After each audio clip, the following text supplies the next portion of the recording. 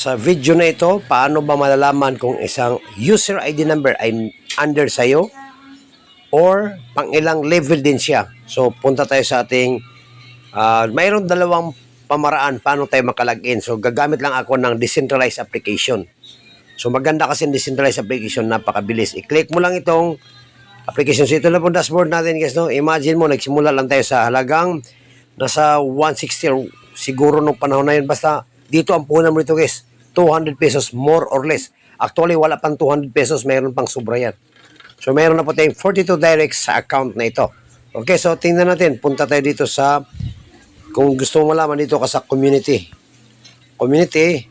Tapos, i-search mo itong number na ito. I-paste natin. Tapos, i-search mo siya. Pag-search mo siya, ito na lalabas. Lalabas na siya. So, pag lumabas, ibig sabihin, under mo siya.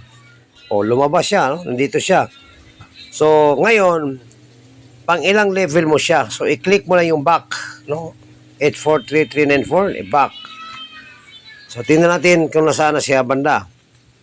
So, nakita mo, nandito siya sa right side, no? Under siya ni 380, no? Di ko alam kung sino ang sponsor niya. So, unang level, no? Tingnan natin, back naman to. Ano? Itong back. Back. Ito siya, oh. So, under siya dito.